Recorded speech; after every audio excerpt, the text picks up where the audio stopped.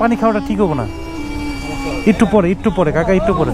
কই আরে অনেক গতিতে ভুশিলতা না, এইখানে আপনার শিলি পড়বে, শিলি দিতে হবে না, কারোর সাথেই না। না জানি কত দোষ মোটরসাইকেলদের উপর চাপিয়ে দেওয়া হয়।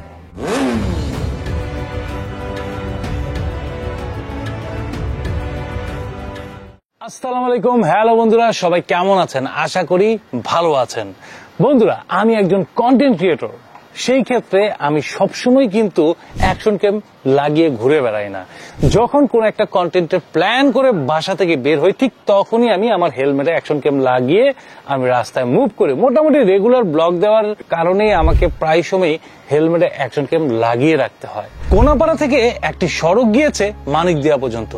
এই রাস্তাটি আজকে বেশ কয়েক বছর ধরেই খুব জনপ্রিয়, কিন্তু লোকাল রোড হওয়ার কারণে এখানে অনেক অটোরিকশা এবং সেই সাথে মোটর চালিত রিক্সা চলাচল করে এবং প্রায়ই ঘটে দুর্ঘটনা। মাঝে মধ্যে এমন কিছু ঘটনা ঘটে যায় যেটা দেখতেও খারাপ লাগে এবং অনেক কিছু বোঝার পর আরো বেশি খারাপ লাগে।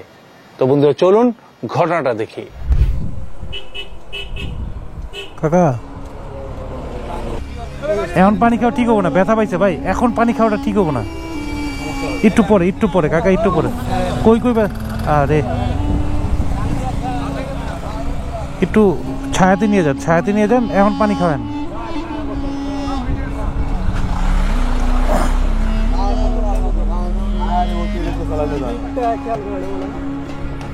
একটু অনেক ছিলছে, অনেক জায়গায় ছিলছে, ওই যে দেখাইতেও গেছে।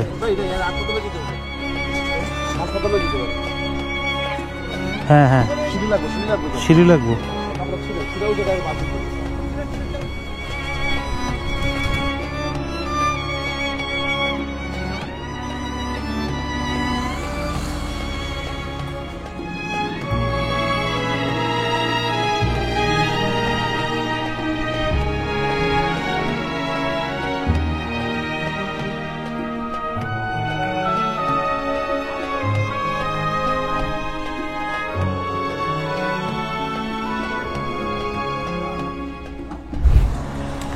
আসলে ভাই কইতে খারাপ লাগে ভাই, এগুলোর কিন্তু ব্রেক নাই। এই একটা গাড়ি শুধুমাত্র পায়ের ব্রেকে চলে, মানে শুধুমাত্র সামনের ব্রেক। এই চাক্কাটা কি এত বড় ওয়েটের ভর নিতে পারবে?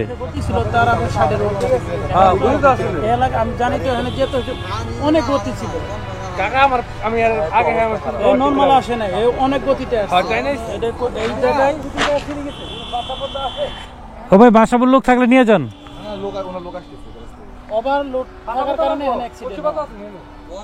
আচ্ছা, কাকা কি যাত্রী ছিল?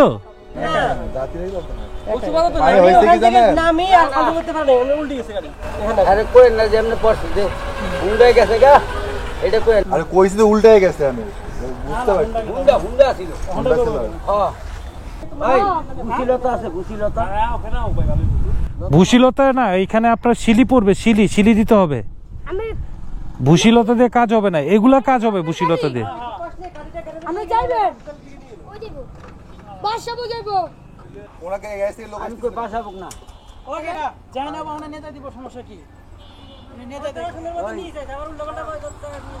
বড় ভাই, আপনি একটু যাও চিনবো আইন ভাই, আমরা একটু ধৈরা কাকার একটু উঠাই দিই। আইন আস্তে আস্তে কইছে কনফার্ম।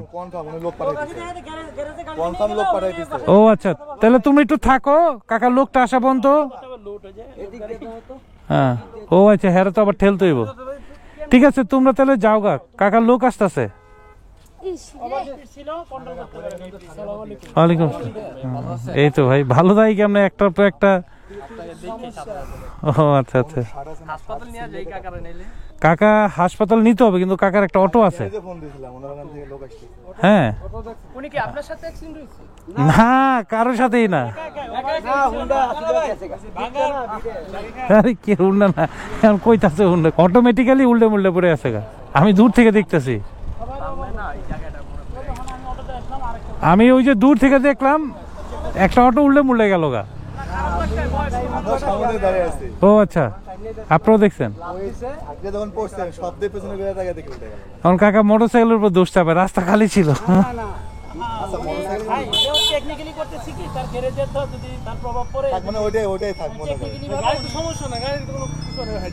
তো এইভাবেই এই যে ফোন দিচ্ছেন, একটু বলেন ভাই। তাহলে আপনারা থাকেন ভাই, হ্যাঁ আমি একটু তাড়া আছে ভাই। থ্যাংক ইউ ভাই, থ্যাংক ইউ, আসসালামু আলাইকুম। অটো রিক্সাগুলোর অবস্থা এরকম যে এদের ব্রেক ট্রেক প্রপার ঠিক মতো থাকে না, যার কারণে হুটহাট করে অটোমেটিক্যালি একা একা উল্টে উল্টে পড়ে। তো কাকা আবার ওনার মালিকের কাছ থেকে বাঁচার জন্য আবার মোটরসাইকেল চালকদের দোষ দিচ্ছে, বলতেছে যে মোটরসাইকেলের কথা।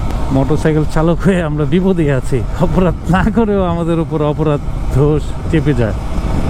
যাক, ওইখানে ভাই ব্রাদার ওনারা আছেন, ওনারা ইনশাল্লাহ কাকার একটা সঠিক ব্যবস্থা করবেন। এবং সবচেয়ে বড় কথা, কাকার একটি অটো রিক্সা আছে, তা না হলে আমরা দ্রুতই মেডিকেলে নিয়ে যেতাম। তো ওনার গ্যারেজ অবশ্য খুব কাছেই, লোক আস্তে আস্তে আসার পরই কাকার ট্রিটমেন্ট ইত্যাদি ইত্যাদি শুরু হয়ে যাবে। তো হঠাৎ করেই মানে রাস্তায় সিচুয়েশনটা হলো, মনে হলো যে আপনাদের সাথে শেয়ার করি। আই হোপ আপনারা অটোরিকশা সম্পর্কে একটা ধারণা পেয়েছেন এবং অটোরিকশা থেকে সবসময় সতর্কতা এবং নিরাপদ দূরত্ব বজায় রাখবেন। আমার বেশিরভাগ মোটর ব্লগিং কিন্তু একেবারে রিয়েল প্রেক্ষাপটটাই আপনাদের সামনে তুলে ধরা হয়। এই যে ঘটনাটা আপনারা দেখলেন, খেয়াল করে দেখেন, উনি অ্যাক্সিডেন্ট হয়েছে যেটার সাথে বাইকের কোনো সম্পর্ক নাই। উনি একাই অটোমেটিক্যালি অনিয়ন্ত্রিত গতিতে ওনার রিক্সাটাকে নিয়ে পড়ে যায় এবং প্রত্যক্ষদর্শী বলেছিল তার রিক্সার গতি নাকি মিনিমাম 60 ছিল, কিন্তু সে তার দায়টাকে, তার ভুলটাকে, তার দুর্ঘটনাকে পরিপূর্ণভাবে চাপিয়ে দিল মোটরসাইকেলের উপর। তো এমতো অবস্থায় আপনারা চিন্তা করে দেখেন বাংলাদেশে কত অ্যাক্সিডেন্ট হয়, না জানি কত দোষ মোটরসাইকেলদের উপর চাপিয়ে দেওয়া হয়। তো বন্ধুরা, আপনারা অবশ্যই চোখ কান খোলা রাখবেন, চারপাশে কি ঘটছে, কোনো মোটরসাইকেল চালকের উপর যেন অন্যায় না হয়, কোনো বাইকার যেন প্রতারিত না হয়, খেয়াল রাখবেন। আমি শেষ পর্যন্ত মুরব্বিটাকে বুঝিয়ে আসছি যে দেখেন, আর যাই হোক মিথ্যা বলবেন না, কারো উপর দোষ চাপিয়ে দিবেন না। তো বন্ধুরা, কোনো প্ল্যানিং ব্লগ না, হঠাৎ করেই ঘটনা ঘটেছিল এবং হঠাৎ করেই মনে হলো এই ব্লগটা, যেহেতু আমি ক্লিপসটা নিয়েছি, এটা অবশ্যই আপনাদের সাথে শেয়ার করা উচিত।